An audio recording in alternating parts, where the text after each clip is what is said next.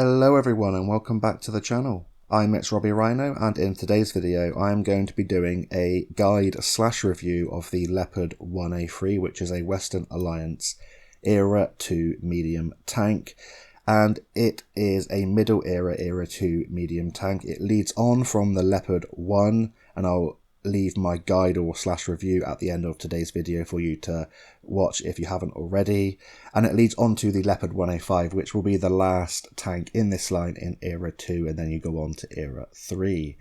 So in today's video I'll run down the stats of the Leopard 1A3. We're going to compare to 3 other Era 2 medium tanks to see how this tank holds up. I'll talk about my commander and equipment setup and how that affects the base or raw stats of the Leopard 1A3, and then we'll talk a little bit about a couple of points I want to let you all know about the armor, although this doesn't have much armor at all, and then we'll get stuck into 3 gameplays. They're all timestamped with the combined damage totals for you to see how this tank performs on the battlefield and see whether you might want to go up this line. So over here on Excel, I've got the stats of the Leopard 1A3 here on the left, and next to it I have the stats of the Leopard 1A1, which is the Western Alliance Premium Era 2 medium tank that a lot of players have, so a good comparison. And then we have the stats of the M60A3 and the Magak 3 to compare to the Leopard 1A3. All of these are Era 2 medium tanks, and it's a good comparison to see how the stats of the 1A3 holds up. Before I get going, if you're wondering about the color coding and you haven't seen my guide/reviews before, very simple. The green is the best, red is the worst, orange is somewhere in between, and the yellow is highlighted. That my commander and equipment setup has been applied to the base stats, and I'll talk you through that in just a little bit. So yeah, just focus on the red, green and orange for the moment. So the Leopard 1A3 as a middle Era 2 medium tank has 2,500 hit points, which is the same as the 1A1 and the Magak 3 in this comparison. It is the worst in this comparison.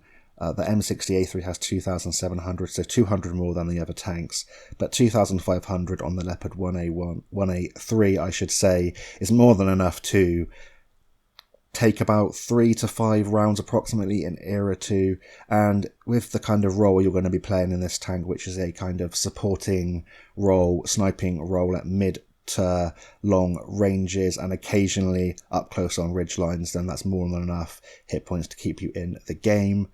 In terms of the view range, 515 meters, which is the joint best in this comparison with the 1A1, better than the M60A3 and the Magak 3.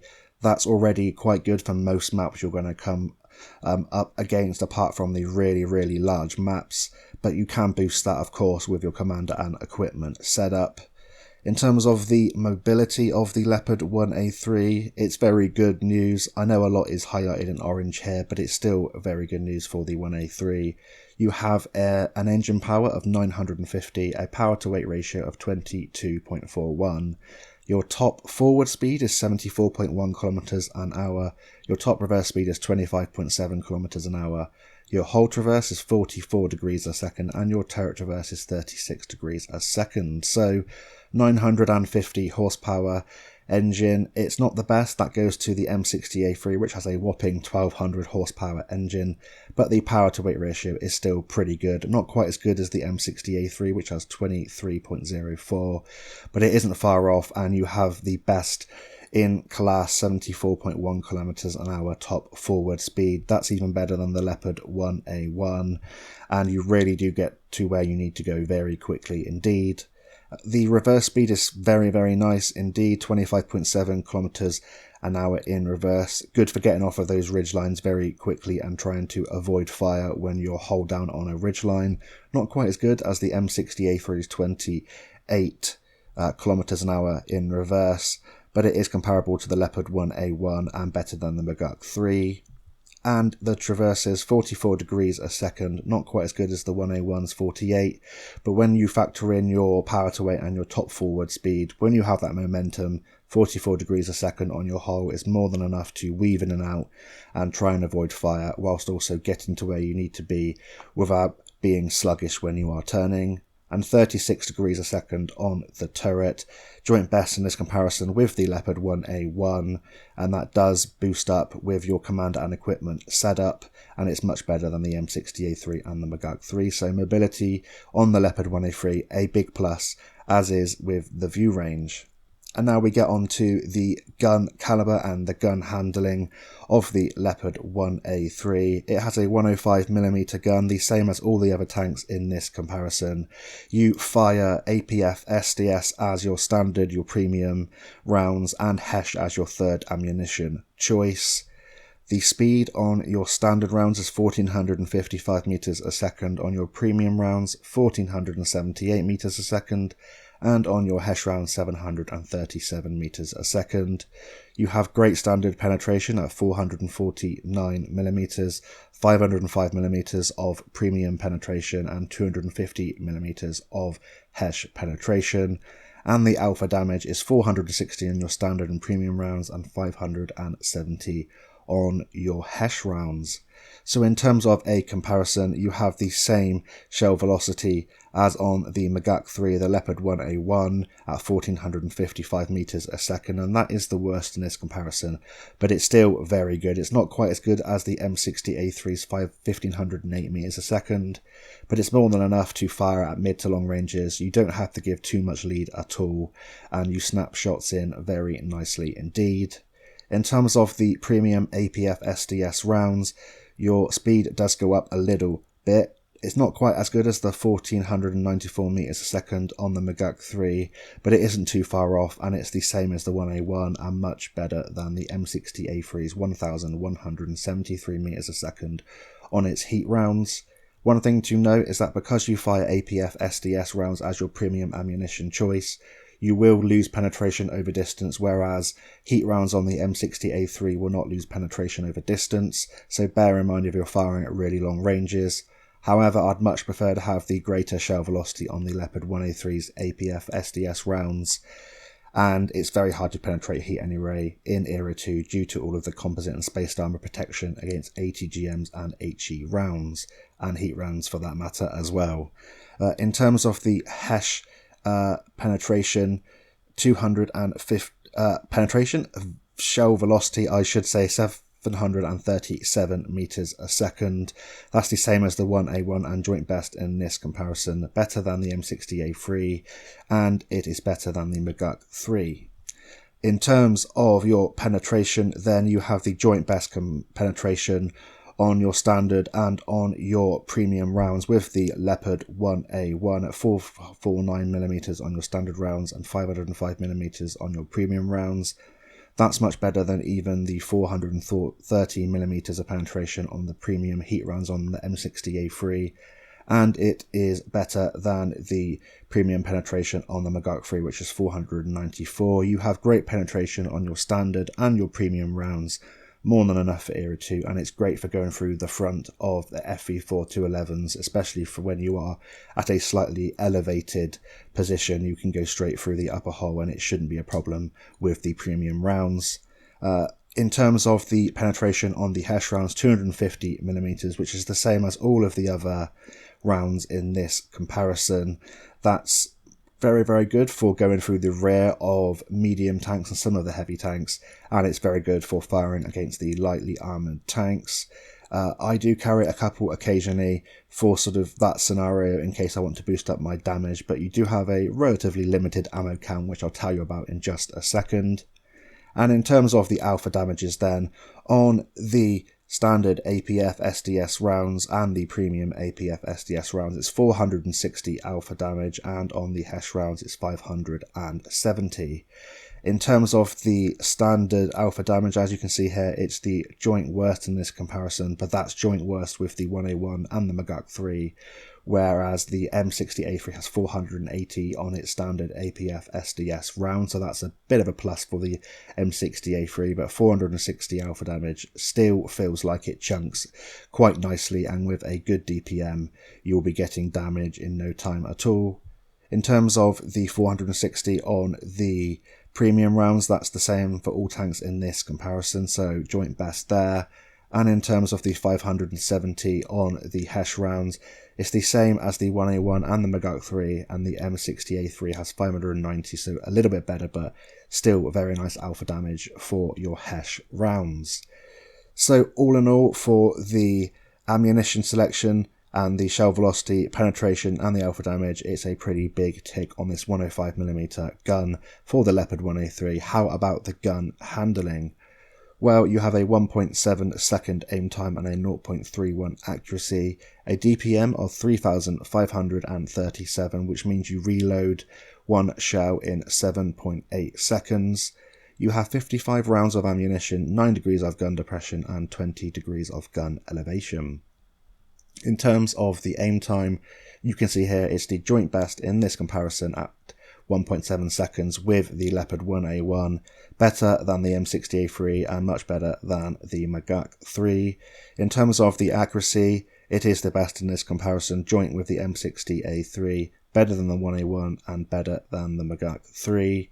Your DPM isn't quite the best, that goes to the Leopard 1A1 with its fantastic DPM, but it's still very good nonetheless. It's still much better than the Maguk 3, I should say, and comparably to the M60A3, it's only about, it's 20 different per minute, so pretty much the same as the M60A3, and it's a fairly good DPM for a tank that has such good gun handling.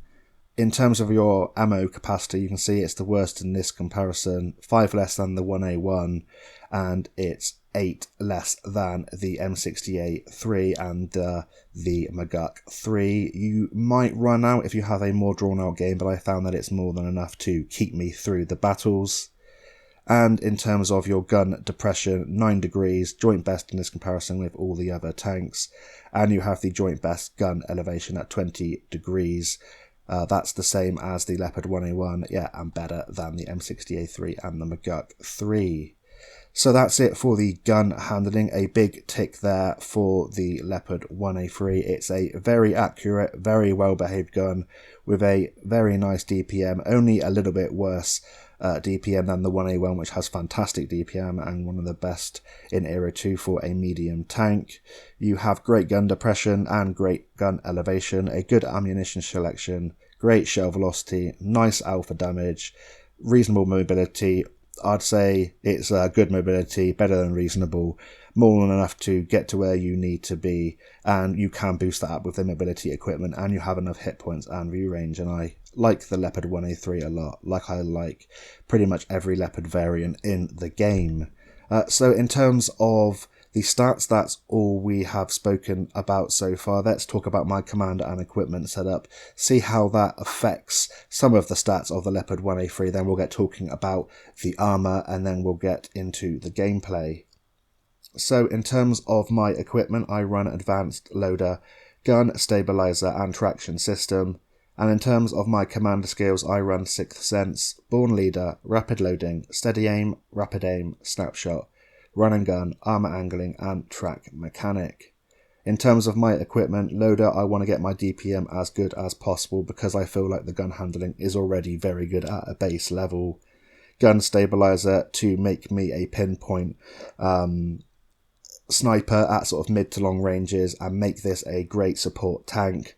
And traction system to boost up my traverse speed and also to boost up my top forward and top reverse speed. In terms of my commander skill, 6th Sense and Born Leader as standard, I run on every single one of my commanders. Rapid Loading to help the DPM, Rapid Aim, Snapshot, and Run and Gun and Steady Aim to improve the gun handling. Although it's very, very good indeed, I want to make it the best sniper it can be. I run Armor Angling to keep me in the game for a little bit longer, and also because I use this commander on some heavy tanks as well, and Track Mechanic to stop myself getting tracked out in the open because you are very vulnerable due to the lack of armor. If you wanted to, you could take out a couple of gun handling skills and put a couple of camouflage skills in there, or maybe situational awareness if you find yourself wanting a little bit of extra view range. But that's what I run, and it seems to be working out pretty well for me, and I enjoyed the grind, and now I'm heading on to the Leopard 1A5. So in terms of the stats and how my commander and equipment setup has changed them. In terms of my view range, it's gone up to 537 meters. And in terms of my mobility, due to the traction system, I now have a top forward speed of 81.51 kilometers an hour, a top reverse speed of 28.27 kilometers an hour. My whole traverse has gone up to 48.4 degrees a second, and my turret traverse has improved to 41.68 degrees a second, so very manoeuvrable indeed, with a fairly decent view range. And in terms of the 105mm, my aim time has gone down to 1.63 and I have an accuracy of 0.26, so pinpoint accurate and hardly any aim time at all. My DPM has shot up to 4,609, which is very nice for a medium tank with such good gun handling, which means I now reload for that 460 alpha damage in 5.99 seconds. And yeah, it seems to be a very good equipment and commander setup for me. It feels very well balanced and I feel like I have enough of everything to be a solid support tank. So that's it for the stats of the Leopard 1A3. We're now going to head on into the garage, have a quick look at some of the armour plates and discuss what might be a major weakness and what you might want to be aware of, and then we're going to get stuck into the gameplay. So we're in the garage looking at the armour viewer of the Leopard 1A3, and you can tell by the lighter colours, the blues and the purples, that it doesn't have much armour at all, but there are a few things I'd like you to know, starting with the strongest part of the armour. It's the base thickness of the mantlet, and over this you have 30mm of space protection, so anything with APCR, APDS, APF, SDS rounds will go through the front of this tank if you have between 300 or 280 and sort of 330, 350mm of penetration, which most tanks do, especially medium and heavy tanks and tank destroyers, so definitely watch out for that. In terms of HE rounds, you might get reduced damage over the front of this, and it fortunately won't penetrate the mantlet. However, you still will get splashed for a significant amount. ATGMs will probably go through if they have high penetration, but I'd avoid shooting at the mantlet because the gun might catch the shell. But heat rounds, depending on your penetration and what angle you're shooting at this, they should go through directly from the front if it's a high penetration. But angled and when it's using its gun depression, you might struggle to go through it. So that's the strongest part. And if that's the strongest part, then yeah, God forbid how good the rest of the armor is. The next talking point is the upper plate, which is 70mm. You do have a small section of spaced armor protection, and I'll just show you that now. It's 20mm and it's in that little portion in the middle of the upper plate, but the upper plate isn't great. The only chance you've got of ricocheting off of the upper plate is when someone's firing APDS, APF, SDS rounds and you're angled like this, and it goes off an auto ricochet angle. So when someone's shooting at you in the open, you're trying to get into cover, just wiggle. Hopefully they'll hit a corner of your upper plate and it will bounce off. That's really the only place that you are going to bounce off the front of this tank. The next thing to bear in mind is the lower plate, which is 50mm. Again, at an extreme angle like this, you might get extremely lucky and get an auto ricochet angle, but for the most part, it's going to be an easy penetration. The whole of this front is going to be an easy penetration, and pretty much the sides and the rear. The gun itself is 40mm of armor, and you do have some side skirting there on top of the side skirts at 35mm of armor. In terms of the sides of the Leopard 1A3, it's 30mm of thickness. This means that anything with a gun caliber of 91mm or higher will just overmatch. So this thing is terrible for side scraping. It really is a glass cannon tank, so bear that in mind. And you do have to do everything you can to stop people getting in the rear of your tank and penetrating with HE, because that's only 25mm of armor, and that's the same as some of the space protection over the front of the mantlet. But yeah, it's a very easy tank to penetrate.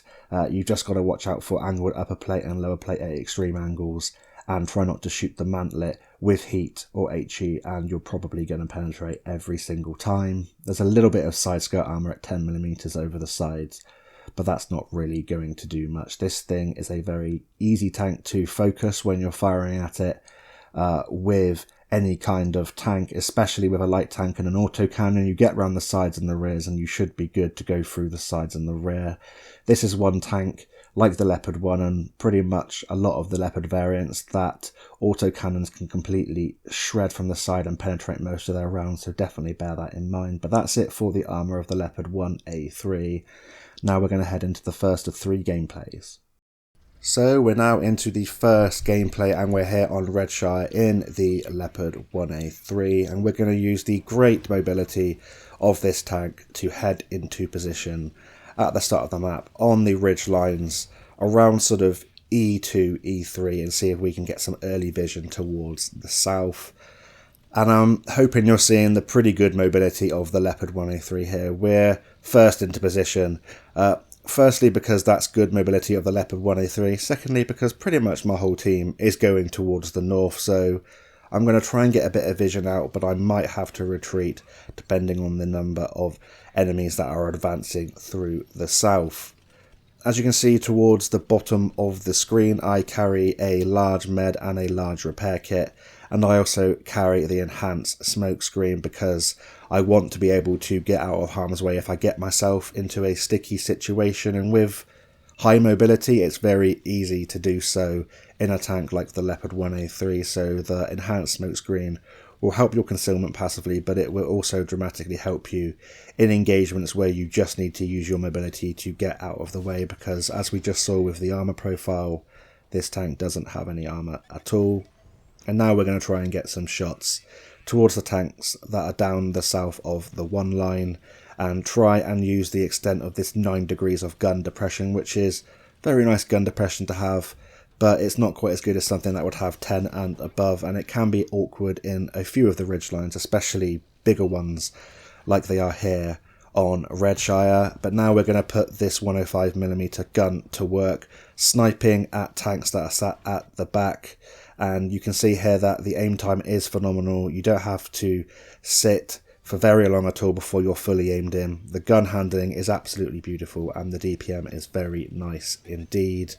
And now we're going to push forward a ridge line and see if we cannot get some easier shots onto tanks that are situated towards the southwest of this map. Again, I'm always kind of looking at my mini-map and wondering if the enemies are going to advance through the south and I'm going to have to fall back to where my tanks are situated in C4 and C5. Just going to pop up, try and get some snapshots at tanks that are advancing across the open here. Fire directly into the side of that T-55 Enigma with its crazy space protection, and we don't go through, which is a bit of an issue. But then we fire at an angle T-72 AV, showing you the standard penetration is more than enough to go through the front of that heavy tank. At the moment, I think I upgraded my gun after not checking my ammunition count. I entered this battle and realised I was just carrying standard and some Hesh. However, that's a good indication that the Leopard 1A3 can perform very well for everyone that's free to play or who doesn't want to fire too many premium rounds. But if you get annoyed by FE4211s and you hate them in the game because of their stupid armour, then the premium rounds can be beautiful for going through the front of them and absolutely annihilating them. And now we're just trying to deal with a turret which is damaged. We're going to try and get some ramming damage on this Object 934, push him up there, and he gets taken out subsequently by our M60, and then our gun, or our turret, is back in action, and then we can repair it with the repair kit. So you can use the weight of this tank and the mobility to your advantage to ram light tanks and lightly armoured medium tanks, but be careful about doing something like stupid, like ramming a Mobat or ramming an FE4211 or another highly armoured heavier tank, because it will not end very well for you at all. And now we're just trying to support our tanks that have gone forward to get the vision, and that's a complete whitewash there in a very quick game, showing you everything that's good about this tank. We picked up a nice profit of nearly 130,000 silver, finished second place on our team there with 1 kill, 4.1k direct damage and 2.1k assistance, blocking 440 damage. So that's it for the first gameplay. We're now going to head on into the second one. Righty ho, so we're now into the second game of today's video. We're here in the LEOPARD 1A3 on Chaobang, and we're going to use the great mobility to head past the town in the centre of this map and get into a position towards the south to try and create a crossfire at the enemy that are going to be using the K-line to head towards the southwest corner of the map.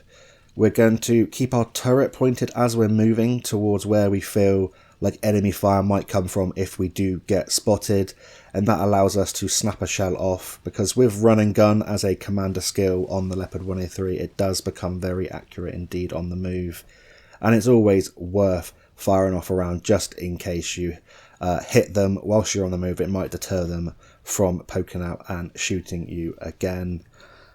We got to the position where we want to be in here.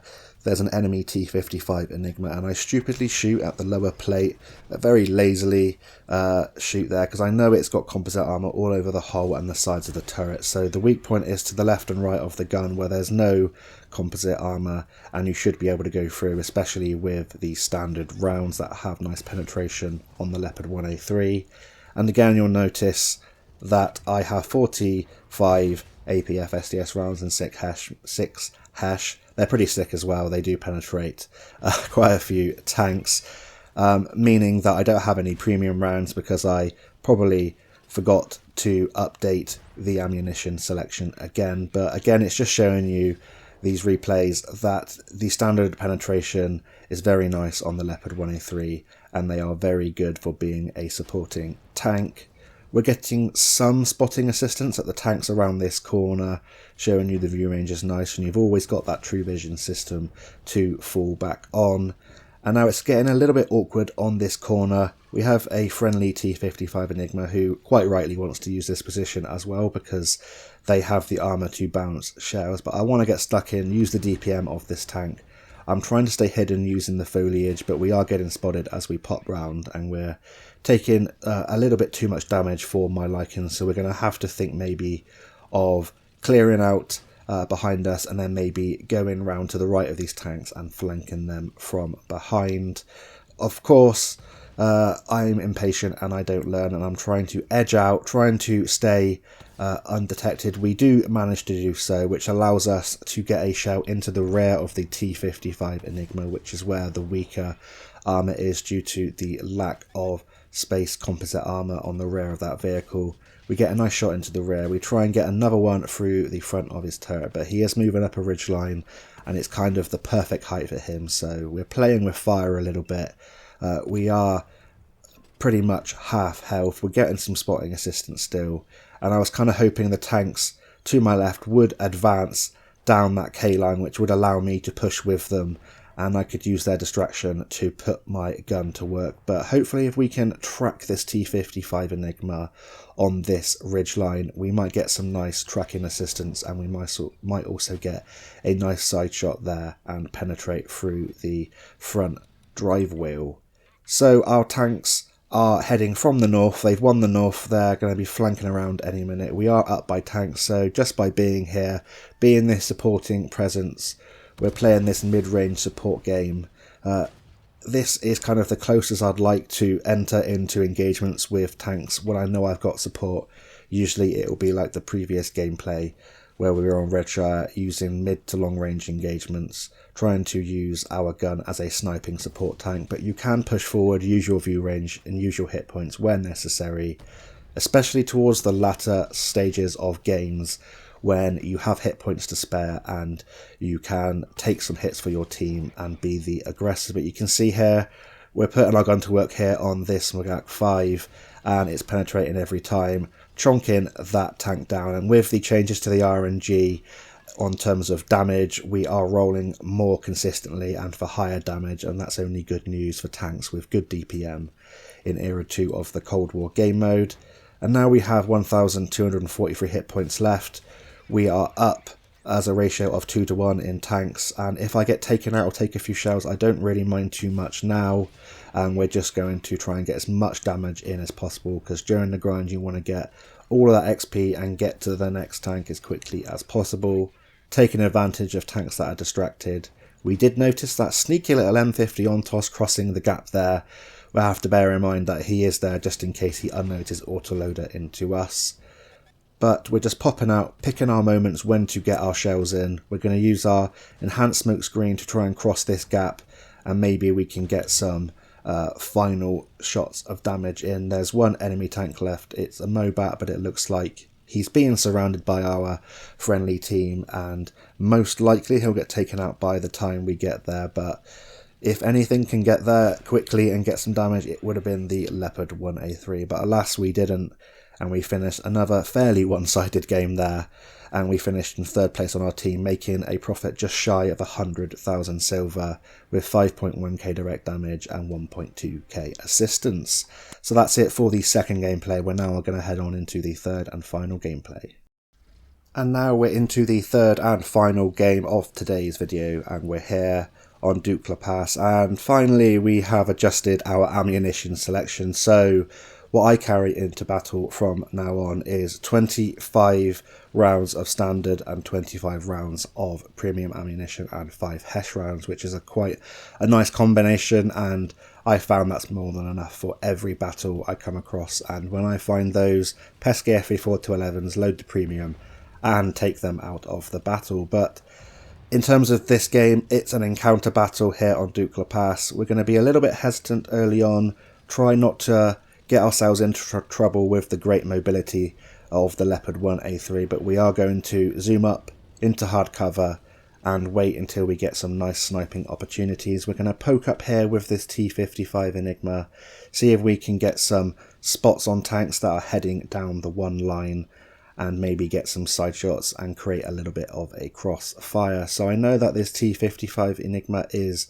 looking the opposite way. I'm going to go for a drive wheel shot on him. We track him in place, set him on fire, which is subsequently repaired.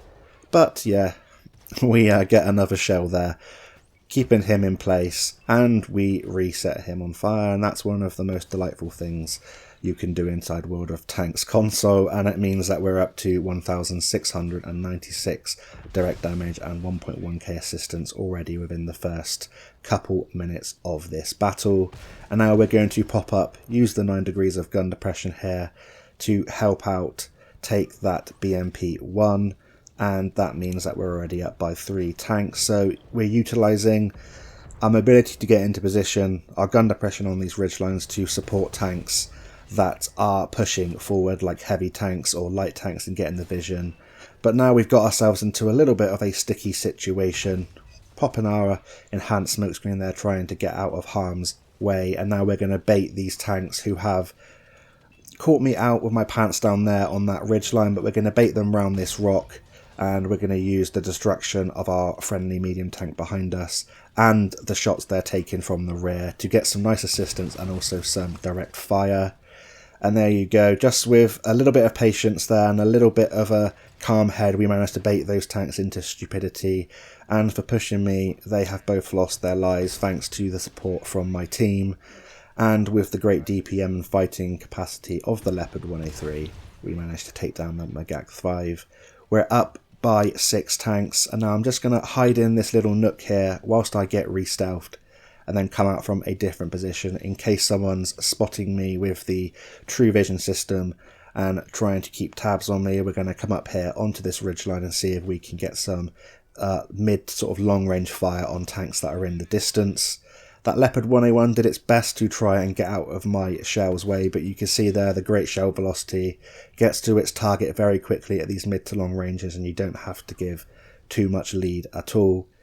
That Leopard 1A1 gets subsequently taken down by our friendly T55 Enigma, and now it's all about trying to get the last remaining dregs of damage and assistance in this battle. We're quite far away from where the damage is, so we're going to put the engine on into full power and try and get there and get some extra damage at the end of this battle. But I hope these replays have shown you kind of typical games I was having in the Leopard 1A3, where you're going to get a nice combined of direct and assisted damage. Maybe nothing crazily high all the time, but it's a very consistent support tank, a very enjoyable grind. You've got enough mobility, great firepower, and yeah, for a middle era 2 tank, it's definitely more than enough, and I've had a lot of fun in the Leopard 1A3, and now I'm onto the Leopard 1A5, and a review will be coming out of that as and when I get it fully upgraded. But in this game we finished with a nice profit of over 100,000 silver. We finished top of our team with 1,324 base experience points,